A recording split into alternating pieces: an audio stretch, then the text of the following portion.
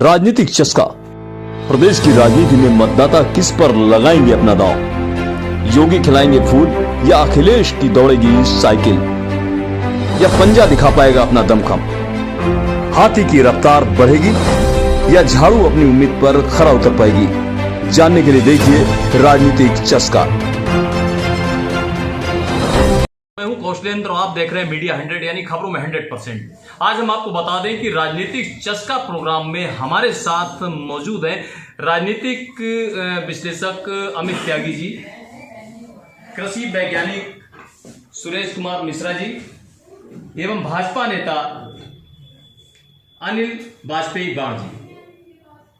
राजनीतिक चर्चा कार्यक्रम में हम आपको बता दें कि एक अलग मुद्दा लेकर हम लोग आते हैं। आज का हमारा जो मुद्दा है वो चुनावी मुद्दा है, जो कि विपक्षी इस समय पूरी तरीके से उसे धरातल पर लाकर और उसका लाभ उठाने की कोशिश में लगे हैं और सत्तासीन पार्टी उसकी जवाबदेही में है। तो आज हम जानेंगे कि ये गाय का मुद्दा, बहुत आपने सुना होगा कि खेतों में किसान रात रात भर जाग रहे हैं, उन्हें जाड़े में अपने खेतों में रात गुजारनी पड़ रही है। लेकिन इस संबंध में अगर हम बात करें भाजपा नेताओं की, तो उनका क्या कहना है, क्या कहेंगे बाण जी? मुख्य रूप से समस्या विपक्षियों की यह है कि उनको गाय खाने को मिल नहीं रही है, इसलिए उनकी बेचैनी है। और अगर हम अपनी व्यवस्था के अंतर्गत देखें तो हमारे यहाँ तो गाय का महत्व तो इतना है, भोपाल, हमारे देश में गोपाल एक नाम दिया गया था, जो सवा लाख गायें जहां पाली जाती थी। लोग कहते थे भारत में दूध की नदियां बहती हैं, ये ऐसे ही दूध की नदियां बहती थी और उन दूध की नदियों को रक्त रंजित किया गया, खून की नदियों में परिवर्तित किया गया। हुआ यह है कि केवल गाय कटने से बची है। पिछले 5 वर्षों में जो पहले जो नंगा नाच चल रहा था उस पर विराम लगा है, इसलिए ये देखने को मिल रहा है। मैं तो इस चीज को सीधे सीधे देखता हूं, अगर हमारे यहाँ कोई बुजुर्ग हैं, हमारे माता पिता हैं, हमारी आस्था का केंद्र हैं, हम जब वो बुजुर्ग हो जाएं तो उनको हम इस परिस्थिति में छोड़ दें जिस परिस्थिति में हमने अपनी गाय, जिस गाय ने हमारे बच्चों को पाला है, जिस गाय के बच्चों ने खेत में हल चला करके हमारे बच्चों को अनाज उत्पादित करके दिया है, आज वो असहाय स्थिति में हमारी ओर आशा भरी दृष्टि से देख रही है। बड़े लंबे समय से राजनीतिक दलों का इंतजार हो रहा था। आज उस गाय, मेरी व्यक्तिगत मान्यता है कि आज उस गाय के कारण ही उत्तर प्रदेश में ये परिस्थितियां बनी है। राम राज्य की परिकल्पना साकार होती नजर आ रही है और भारतीय जनता पार्टी का जो पक्ष मजबूत है, चाहे केंद्र में हो, चाहे उत्तर प्रदेश में हो और चाहे अंतरराष्ट्रीय स्तर पर हो, जो दिखाई पड़ रहा है, जो आभा मंडल, वो भारतीय जनता पार्टी की गावो विश्वस्त मात्रा और कुपुत्रो जायते क्वचिदपि कुमाता न भवति। तो गावो विश्वस्त मात्रा, गाय का गोबर, विष्ठा को हम बहुत घृणित दृष्टि से देखते हैं, लेकिन गाय का गोबर जब चौक के ऊपर रखा जाता है तो वो किसका स्वरूप होता है? गौरी का, भगवान शंकर की अर्धांगिनी का। और हम गौरी के पूजन में रोली, अक्षत, पुष्प, धूप, दीप, नैवेद्य सारा लगा करके तब गौरी की पूजा करते हैं। ऐसी गाय की विष्ठा तक का जहां इतना महत्व है, यह हमारी आस्था का केंद्र है। ये ठीक कहा आपने, आस्था का केंद्र है, लेकिन इस बात से भी कहीं पर से भी दो राय नहीं की जा सकती है कि किसान खेतों में सो रहे हैं और गायों को रखा रहे हैं, तो उनका व्यवस्थित करने के लिए गौशालाएं खोली गई। हम आपको थोड़ा रोकेंगे, हमारे राजनीतिक विश्लेषक अमित त्यागी जी। अमित त्यागी जी, बताइए कि इसकी क्या व्यवस्था होनी चाहिए थी अगर गायें बढ़ गई हैं, क्योंकि आस्था का केंद्र पहले भी था, भाजपा विपक्ष में भी थी, उस समय ये मुद्दा क्यों नहीं उठे कि गाय को हमें बचाना है और गाय को हमें पूरी तरीके से सुरक्षित करना है, तो ये क्यों नहीं उठा? देखिए, जो गाय पे अभी आपने बताया, जो भाजपा से बैठे मित्र हैं उन्होंने कहा कि गाय जो है कटनी बंद होगी, तो अच्छी बात है कि पहले क्या है, गाय के बारे में समझिए कि जो एक्सपोर्ट होता है, जो मांस निर्यात होता है, वो बीफ का होता है। उसमें पहले गाय शामिल थी और अभी जो हाल फिलहाल में सरकार में बीफ के उससे गाय के को बाहर कर दिया गया, तो गाय की जो ना कटने की वजह से उसकी संख्या एकाएक बढ़ गई। तो ये सरकार के रूप से देखें तो ये बहुत अच्छा कदम है कि गाय को आपने कटने से बचाया, क्योंकि जो भारत की जो सांस्कृतिक विरासत है उसमें गाय को माता का दर्जा दिया गया है और गाय हमारी आस्था का केंद्र है। लेकिन जो सबसे महत्वपूर्ण चीज़ है कि जो हमें देखनी चाहिए कि सरकारों ने जब इस व्यवस्था को किया कि गाय को कटने से बचाया, तो जो वैकल्पिक व्यवस्था थी, जो गौशालाओं का निर्माण था या जिस तरह से गौशालाओं में उनको पहुँचाना चाहिए था, उसमें कुछ प्रशासनिक चूक है जिसकी वजह से गाय हमें लगातार दिखाई देती हैं। क्योंकि आम जनमानस को ये नहीं मालूम है कि गाय की व्यवस्था किस तरह से, और सरकार इस प्रोजेक्ट पे बड़ा काम कर रही है। शायद आगे जो गाय के गोबर है या गाय का गौमूत्र है उससे दवाइयाँ बनाने का काम है। जीरो बजट की खेती है जिसमें कि गाय के गौमूत्र और गोबर से फर्टिलाइजर के स्थान पे गौमूत्र इनका इस्तेमाल होता है। इन पे काम हो रहा है, लेकिन इसको बनने में एक समय लगता है। सरकार की जो चूक लगती है वो ये लगती है कि उन्होंने इस कार्य को तो किया कि गाय को जीवित बचाया, गाय को कटने से बचाया, लेकिन जो वैकल्पिक व्यवस्था है, जो उसके संसाधन है, उसको जुटाने में वो सामान्य परिस्थिति से थोड़ा सा पीछे रह गए हैं, जिसका प्रभाव हमें आजकल दिखाई दे रहा है। सही कह रहे हैं। इसमें अगर हम बात करें तो कृषि वैज्ञानिक, बहुत लंबे समय तक आप एक वैज्ञानिक रहे हैं कृषि विभाग में, तो हम बात करेंगे सुरेश चंद्र मिश्रा जी से। तो आप ये बताएं कि इसमें क्या वैकल्पिक व्यवस्था की जा सकती थी, किस तरह से गायों का समूह जो कि दिखाया जा रहा है, मतलब एक बहुत बड़ा मुद्दा है ये, कि इसे कैसे, किस तरह से वैकल्पिक व्यवस्था की जा सकती है। देखिए, आजकल बहुत शोर है, चारों ओर शोर मचा हुआ कि छुट्टा पशु हमारे खेत का नुकसान कर रहा है। ये कुछ हद तक सही भी है, और विशेष बात यह है कि क्या ये पहली बार ऐसा हो रहा है कि जानवर हरी फसल को चल रहे हैं? पहली बार नहीं हो रहा है। आदिकाल के इतिहास को आप उठाकर देख लीजिए कि पशुओं से अपनी फसल की रक्षा के लिए लोग बाग पहले भी रात को जाया करते थे, पानी लगाने के लिए भी लोग रात को जाया करते थे। ये अचानक एक मुद्दा पॉलिटिकल शेप में यूं उभरा कि जैसे मानो कि गाय ही अकेली जानवर है जो फसलों को खा रही है। छुट्टा जानवर और बहुत से हैं, इसके लिए दो लोग विशेषकर जिम्मेदार हैं। सरकारों की जिम्मेदारी बाद में आती है। पहले तो जिम्मेदारी ये है कि इन गाय का मालिक कौन है। मालिक हम हैं या आप हैं? किसानों की ही ये गाय हैं। और गाय के बारे में पहले तो ये अवधारणा थी कि गाय जब तक खूंटे पर रहेगी, चाहे दूध दे या न दे, आस्था की तरह अपने बुजुर्गों को जैसे घर में पाला जाता था, अंत समय तक गाय की भी लोग पालते थे उसको। आज क्या है? दूध दूलिया गाय छोड़ दी, दूध दूलिया गाय छोड़ दी।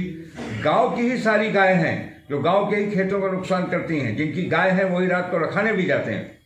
ये बड़ी बात कही, सही आपने कहा, बिल्कुल सही कहा। ये कई जगह मुद्दा आया कि दुधारू गाय जो हैं, जिनका दूध निकालते हैं लोग और उनको बाकायदा चरने के लिए छोड़ देते हैं। एक विशेष बात और कहूँगा कि सरकार ने प्राथमिक चरण में सबसे पहले योगी ने गौकशी बंद कराई, योगी आदित्यनाथ ने। भाजपा की रीत में भी यही है कि हम अपने आस्था के केंद्र बिंदुओं पर प्रहार नहीं होने देंगे। ये बिल्कुल सही बात है। अगर किसी भी महफिल में आप जाएं, किसानों के बीच जाएं, उनसे कहें कि चलो तुम्हारी समस्या का समाधान मैं एक दिन में कर देता हूँ, ये बताओ कि बूचड़ खाने खुलवा दिए जाए, गाय कटवा दी जाए, तो कोई हाथ नहीं उठाएगा। यानी आप एक और अपनी आस्था को भी जीवित रखना चाहते हैं, और दूसरी ओर आप ये भी चिल्लाते हैं कि हमने दूध दू लिया, गाय छोड़ दी, तुम्हारा खेत खा के गाय घर वापस आ गई खूंटे पर, हमने फिर उसको दू लिया। आप नैतिकता के किसी क्रम को एक ओर से पकड़ कर देखेंगे तो काम नहीं चलेगा। दोनों बातें सुननी पड़ेंगी। एक बात और भी सुननी पड़ेगी, सरकार ने गो आश्रय स्थलों का निर्माण किया। हमारे शाहजहांपुर में 4000 एकड़ में, नहीं 400 कुछ एकड़ की सिमरा वीरान में गौशाला की जमीन है, जो खुटार की एक रानी ने कभी दान में दी थी। आज वहाँ स्थिति क्या है? गाय कहाँ से लाई जाए? लोग बाग गांव के काजी हाउस का कंसेप्ट आपने सुना है किसी ने? पहले काजी हाउस था कि गाय अगर लावारिस घूमती हुई पाई गई, कोई जानवर लावारिस घूमता हुआ पाया गया, तो जिस प्रकार आदमियों को जेल भेज दिया जाता है, ऐसे जानवरों के बंद करने के लिए भी हर जगह काजी हाउस से जुर्माना लगाया जाता था। लोग जाके बंद कराते थे। आज वो सब खत्म हो गया। सरकार निश्चित रूप से, हमारी जो आज की सरकार है वो संवेदनशील है, और इस मामले में सरकार बहुत गंभीरता से विचार कर रही है कि आखिर इन छुट्टा पशुओं के आश्रय के लिए क्या और बाकी रह गया जो किया जाए। शाहजहांपुर में कितनी गौशाला है? आपके नगर के करीब एक गौशाला है, आपके नगर से थोड़ा और 12 किलोमीटर हटके एक गौशाला है। विनोबा सेवा आश्रम यही काम कर रहा है। तमाम जगह ये व्यवस्था की तो गई है, लेकिन चुनाव के वक्त इस व्यवस्था को और ऊंचे तरीके से नैरेटिव के रूप में जो प्रस्तुत किया जा रहा है, ये बहुत उचित बात नहीं। आपने बिल्कुल सही कहा, लेकिन कहीं ना कहीं गौशालाओं का जो मुद्दा है, कहीं ना कहीं भ्रष्टाचार का पलीता वहां पर भी हम लोगों को आड़े आ रहा है। अगर हम बात करें गौशालाओं की, अगर हम बात करें गौवंशीय पशुओं की या फिर छुट्टा जानवरों की, तो इस पर बहुत बड़ी चर्चा के लिए हमने यहाँ पर जनता के बीच भी अभी जाएंगे। और इससे पहले कि हम और बात करें तो एक ब्रेक लेते हैं और ब्रेक के बाद मिलते हैं।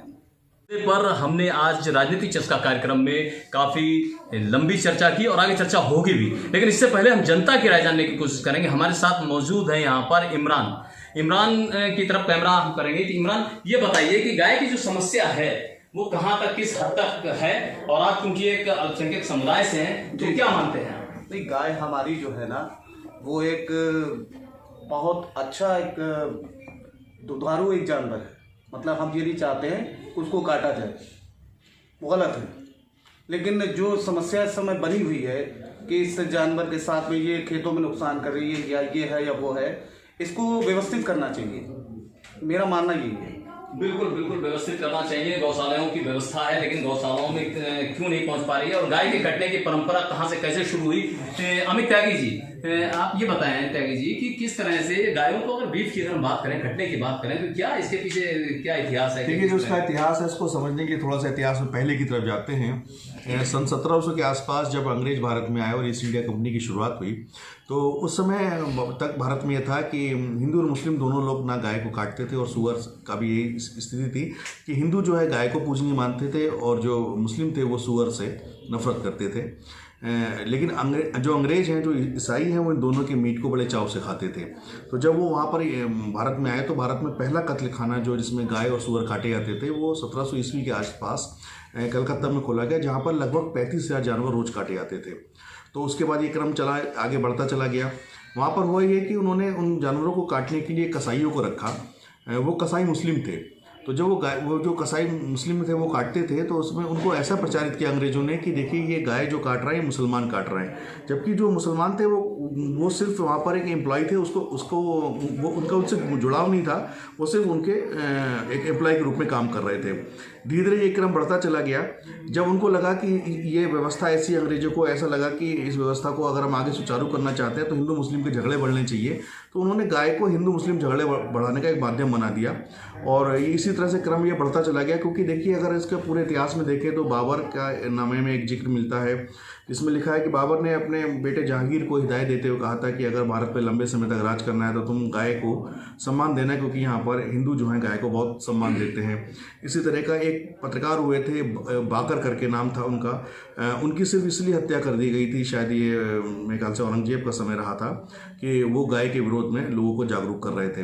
तो मतलब जैसे कि बहुत सी चीज़ें, इस तरह की चीज़ें ये आ रही हैं कि देखने का आता है कि जो मुगल काल था या उस समय का समय था, वहाँ पर गाय को काटने के हमें वो नहीं मिलते हैं। लेकिन जब ये अंग्रेज भारत में आए हैं तो उन्होंने हिंदू मुस्लिम के झगड़े को बुनाया है, उसको बढ़ाया और गाय के काटने की शुरुआत कराई है। बिल्कुल बिल्कुल सही जानकारी दी कि राजनीतिक मुद्दा अगर बनाने की बात कही जाए, हिंदू मुस्लिम की अगर धार्मिक भावनाओं का आहत करने की बात की जाए, तो इन मुद्दों को कहीं ना कहीं लाया गया।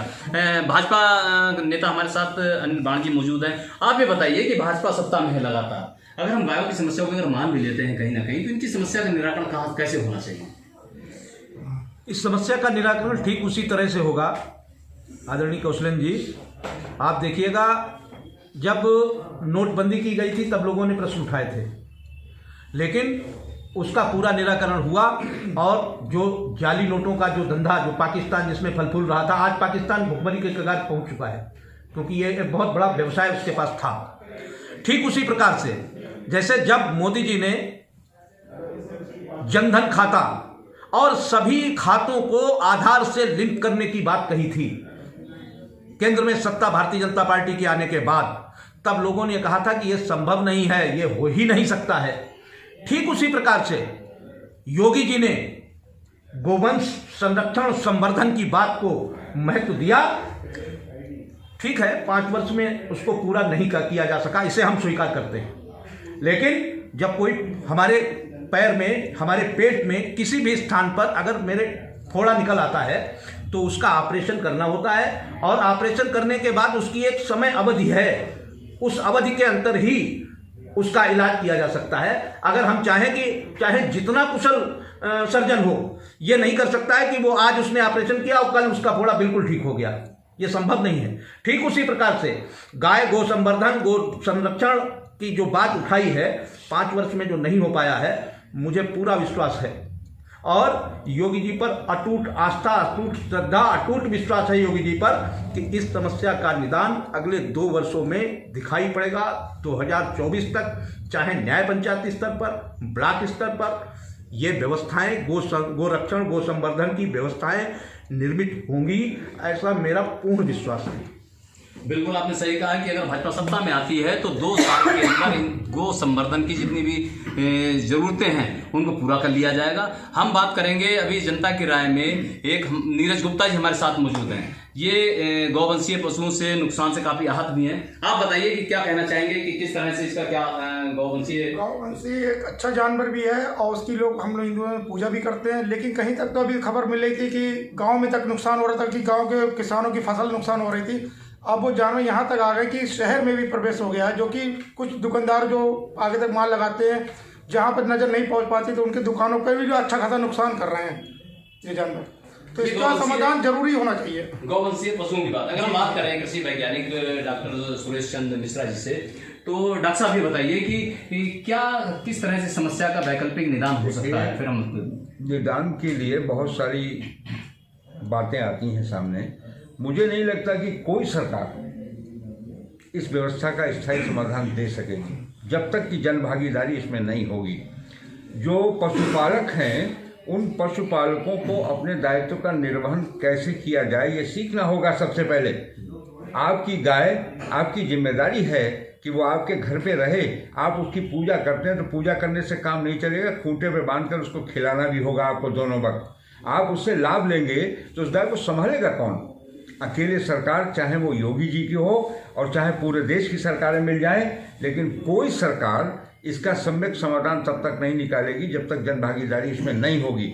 ये मेरा मानना है कि गाय को भारत की आस्था के केंद्र बिंदु में रखा गया है, इसलिए कोई भी आदमी गाय के कटवाने के पक्ष में अपना हाथ ऊपर नहीं उठाएगा, ये बिल्कुल तय है।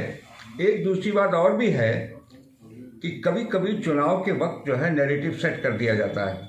मैं एक प्रश्न उठाता हूँ कि आपकी गाय और जानवरों से मान लीजिए फॉर एग्जाम्पल किसी मुस्लिम का 1 बीघा खेत भी नहीं खाया जाता है, तो क्या वो बहुत खुश हो जाएगा और उसके लिए कोई मुद्दा नहीं होगा और वो वोट भारतीय जनता पार्टी के पक्ष में कर देगा? No, not possible. पूरी तरह से उत्तर प्रदेश के वोट जो हैं वे जातिगत आधारों पर बटे हुए हैं, पूरी तरह से बटे हुए हैं। फॉर एग्जाम्पल जाटव वोटर है, आपको मालूम है कमिटेड वोटर है वो बसपा की तरफ। ब्राह्मण वोटर है, आपको मालूम है कि वो कमिटेड वोटर है भारतीय जनता पार्टी की ओर से। वैश्य समाज का वोट है, वो कमिटेड है कि वो देगा भारतीय जनता पार्टी को अपना वोट। गाय खेत चाहे किसी का खाए और चाहे छोड़ दे, ये इतना बड़ा मुद्दा नहीं कि इस पर चुनाव से कोई इफेक्ट हो जाएगा, कोई मुद्दा नहीं है। एक बात जरूर है कि हर दौर में, हर युग में मैंने अपने बचपन में देखा है कि बरेली से फंदा हाथ में लेकर कुछ विशेष लोगों की टीम बुलाई जाती थी गाय पकड़ने के लिए, और गाय दौड़ती थी, घोड़े पर बैठकर लोग फंदा फेंक के गाय को पकड़ लेते। 100 गायें ट्रक में भर के बरेली ले जाई गई यहाँ से, शाहजहांपुर से। और अभी कुछ दिन पहले तो आप नील गाय पे बहुत चिल्ला रहे थे सब लोग कि नील गाय ने उजाड़ दिया हमारा पूरा इलाका। अब नील गाय गई तो ये वाली गाय आ गई। इसके बीच में सुअर भी आया। मैं गोला गोकर्णनाथ में उत्तर प्रदेश के सबसे बड़े फार्म का 3 साल तक ज्वाइंट डायरेक्टर रहा हूँ वहाँ, तो मेरे सामने वहाँ एक नई समस्या थी कि रात में हाथी आ जाते थे और 50 हाथी अगर हमारे फार्म में घुस गए तो समझ लीजिए जिस खेत में पैर रख देंगे वो खेत तो जड़ से नहीं लगा, गाय तो कहीं कोना खा पाती। ये भी समस्या थी, पटाखे रखने होते थे और शोर मचाना होता था, इसके बावजूद हाथियों को हम रोक नहीं पाए। तो ये जानवर हैं, ये प्रकृति की स्वाभाविक व्यवस्था है और नेचर ने हर जानवर को नियंत्रित करने के लिए कोई ना कोई व्यवस्था बनाई है। अगर मेंढक किसी तालाब में बहुत बढ़ जाते हैं तो सांप अपने आप आ जाते हैं, और सांप जब बहुत बढ़ते हैं तो न्योला अपने आप उनका काम करने के लिए आ जाता है। आप सुअर को देखिए, आप बैक्टीरिया और वायरस से इतना घबराते हैं कि हवा लगी नहीं कि आप बीमार हुए नहीं, लेकिन सुअर शुद्ध बैक्टीरिया खाता है, शुद्ध वायरस खाता है, गंदगी में रहता है। कभी किसी सुअर को आप लोगों ने बीमार देखा है?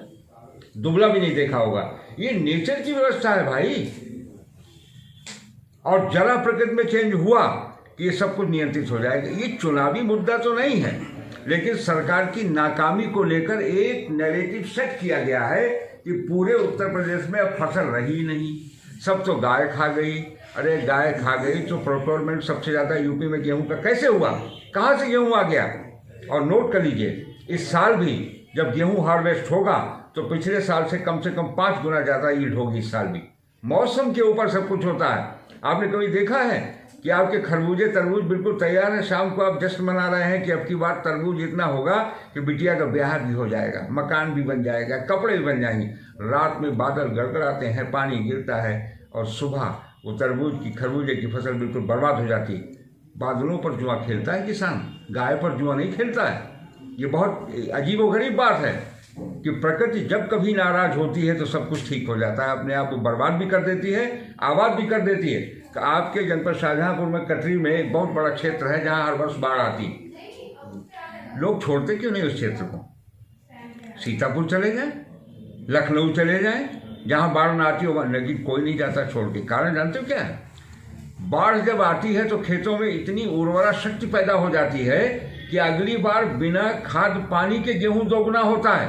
आप इस समय चले जाइए पूरे कटरी में, मिर्जापुर में, कलान में, गेहूं फेंक आए, लहराती फसल खड़ी हुई। अभी काटेंगे क्यों चले जाएं?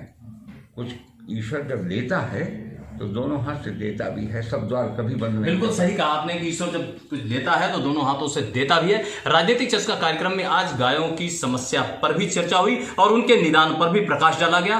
और आपको बता दें कि राजनीतिक चर्चा में हम लगातार आपको मिलते रहेंगे, हर गली हर मोड़ पर। कल कोई और मुद्दा होगा जिसमें कि हम आप बहस करेंगे और समस्या के साथ समाधान भी तलाशेंगे। बाकी की खबरों के लिए देखते रहिए मीडिया 100।